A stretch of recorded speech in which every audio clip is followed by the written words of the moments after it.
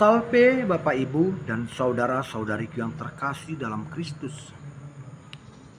Hari ini kita bertemu dalam renungan harian Katolik hari Sabtu 21 Desember 2024. Renungan bagi kita diambil dari Injil Lukas bab 1 ayat 39 sampai 45. Saudara-saudara yang terkasih, Bunda Maria berjalan menuju rumah Elisabet setelah ia mendapat kabar dari malaikat Gabriel bahwa ia mengandung dari kuasa Roh Kudus, dan Maria mendapat kabar bahwa saudarinya Elisabet yang telah lama tidak mempunyai anak dalam rumah tangganya diberi kabar oleh malaikat sedang mengandung dalam bulan yang ke-6.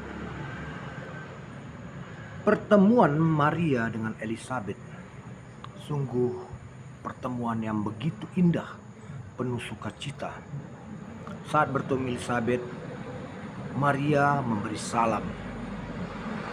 Dan saat salam itu sampai ke telinga Elisabet, yang bereaksi atas salam itu bukan hanya Elisabet, tapi janin yang ada dalam rahim Elisabet melonjak kegirangan, yaitu janin Yohanes Pembaptis. Mendengar salam dari Maria ini, Elisabet bertanya, "Siapakah aku ini hingga ibu Tuhanku datang kepadaku?" Saudara-saudara yang terkasih, kita tahu Elisabet telah menikah begitu lama dengan Zakaria. Artinya pernikahan mereka sudah cukup tua. Tapi karena Elisabet mandul, mereka tidak dikaruniai anak. Sementara Maria adalah seorang gadis muda. Dan mereka memang saling kenal karena mereka bersaudara. Tapi saat Maria mengunjungi Elisabet, dari hati Maria terucap, "Mengapa ibu Tuhanku sampai datang?" Tentu ini bukanlah berasal dari analisa otak dan pikiran Elisabet. Ini adalah suatu bisikan Roh Kudus yang mengajari Elisabet untuk mengatakan Maria adalah ibu Tuhanku. Sebab yang dia tahu, Maria belum bersuami, belum menjadi ibu. Tapi bisikan Roh Kuduslah yang mengajari Elisabet untuk mengatakan itu. Dan karena kuasa Roh Kuduslah, janin yang masih dalam rahim Elisabet ikut melonjak kegirangan. Nah, saudara-saudara yang terkasih, pertemuan dua ibu yang sedang mengandung, mereka saling meneguhkan. Maria memberi salam, ingin ikut bersukacita karena saudaranya mengandung yang telah lama dirindukan. Dan Elisabet juga meneguhkan Maria dengan menyapanya sebagai ibu Tuhan. Mereka bertemu untuk saling meneguhkan. Inilah suatu sukacita, suatu pertemuan yang sangat diinginkan Tuhan. Bagaimana saat sesama manusia bertemu, terjadi saling peneguhan, saling berbahagia.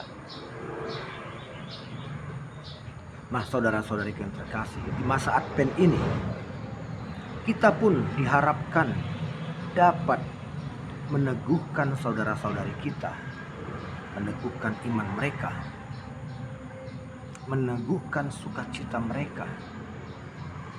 Jika sampai saat ini kehadiran kita saat bertemu dengan saudara-saudara kita malah membuat kecemasan, membuat kegelisahan di masa Advent ini, kita diberi teladan oleh Bunda Maria dan Elisabet bagaimana hendaknya pertemuan itu janganlah membuat keresahan, tapi hadirkanlah Tuhan.